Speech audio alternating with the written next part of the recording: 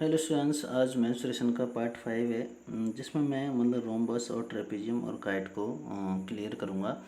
तो इससे previous video जो है मैंने मतलब रेक्टेंगल बता दिया कि रेक्टेंगल का पेरीमीटर एरिया कैसे फाइंड आउट करते हैं, और उसके बाद रेक्टेंगल बाद पैरेललोग्राम बताया था किस तरह से क्या पेरीमीटर। तो देखो सिंपल है, क्योंकि पेरीमीटर सबका पेरीमीटर का फॉर्मूला क्या होता है, सम ऑफ ऑल साइड्स। तो जितनी सारी साइड्स दे रखे हैं सबका सम कर दो तो पेरीमीटर निकल आएगा। तो पेरीमीटर इतना ज़्यादा मतलब बुक्स में या फिर एग्जाम्स में पूछा नहीं जाता, क्योंकि पेरीमीटर का सिंपल सा फॉर्मूला है सम ऑफ ऑल साइड्स, मतलब कि जितनी सारी साइड दे रखे हैं सबका सम कर दो। तो स्पेशली एरिया पूछा जाता है, पेरीमीटर नहीं पूछा जाता, जो काफ़ी सिंपल है, इस वजह से नहीं पूछा जाता पेरीमीटर को। तो पेरीमीटर इस वजह से मैंने ज़्यादा कहीं लिखा नहीं है, बुक्स में भी ज़्यादा पूछा नहीं, स्पेशली एक दो का ही पूछा जाता है, जैसे कि रेक्टेंगल है, स्क्वायर है, तो उसका मैंने मेंशन कर दिया, क्लियर कर दिया है। तो अब आगे आते हैं रोम्बस पर। तो रोम्बस मतलब अगर आपको पूरा पढ़ना है, पूरी इसकी डेफिनेशन डायग्राम से समझना है, तो ज्योमेट्री के पार्ट 20 में जाके देख सकते हो। और अब यहाँ पर सिर्फ हम मेंसुरेशन में चल रहे हैं, इसका मतलब सिर्फ इसके मेजरमेंट मतलब एरिया की बात करेंगे, एरिया का फॉर्मूला क्या होता है।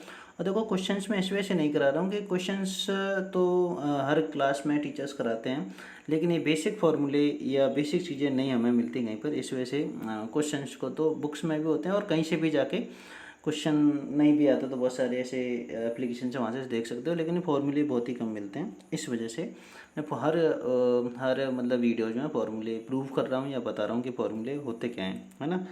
क्वेश्चंस तो जैसे मैं बुक्स पर आगे जाऊँगा तो वहाँ क्लियर करा दूँगा क्वेश्चंस कैसे होते हैं। तो इस तरीके से आगे बढ़ते हैं।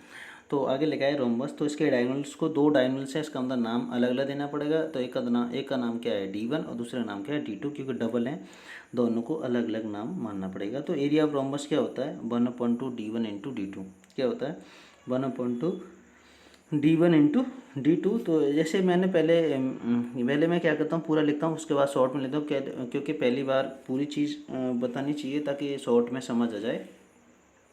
तो लिखा गया area of rhombus 1/2 product of diagonals. Product of diagonals मतलब डायगोनल्स का क्या होना चाहिए, प्रोडक्ट। देखो मैथमेटिक्स में प्रोडक्ट का मतलब होता है मल्टीप्लाई, और अदर सब्जेक्ट में कुछ और होता है, लेकिन मैथमेटिकल से हमें मतलब है, तो मैथमेटिकल प्रोडक्ट का मतलब होता है मल्टीप्लाई।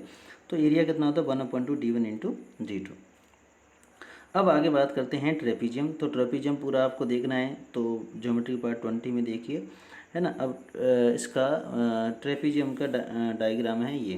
देखो ट्रेपीजियम क्या होता है कि जैसे कि ये साइड इसके इक्वल नहीं है, क्योंकि ये सिर्फ इतनी साइड है, ये सिर्फ इतनी साइड है, ये ज़्यादा है, ये बड़ी है, ये छोटी है, तो मैं छोटी साइड को ए मान लिया और बड़ी साइड को बी मान लिया। ऐसा कुछ ज़रूरी नहीं है, छोटी साइड को बी भी मान सकते हो, बड़ी साइड को ए मान सकते हो। कुल मिला के जैसे कि ये दोनों साइड क्या है, बराबर नहीं है, सिर्फ पैरेलल है, क्योंकि बराबर होती तो यहाँ तक होती, पैरेलल मतलब जहाँ तक है वहाँ तक डिस्टेंस सेम है।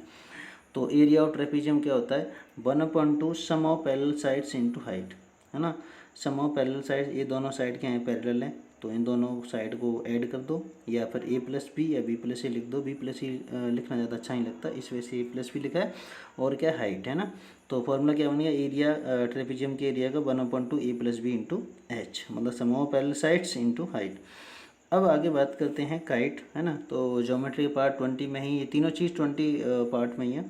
तो अब एरिया ऑफ काइट, जैसे कि हमने रोम्बस का पढ़ा है, रोम्बस का और काइट का लगभग डायग्राम एक जैसे हैं। जैसे ये रोम्बस का दूसरा डायग्राम और बनता है, जैसे कि मैं यहाँ बनाता हूँ, इस तरह का डायग्राम और बनता है किसमें, रोम्बस में। तो दो डायग्राम बनते हैं रोम्बस के। तो अगर हम बात करें तो इस तरह का ये बन जाएगा, जैसे ए, इधर बी, इधर सी और इधर डी। तो ये क्या हो गया, D1 हो गया, है ना। और इधर वाला ये क्या हुआ, ये हुआ D2।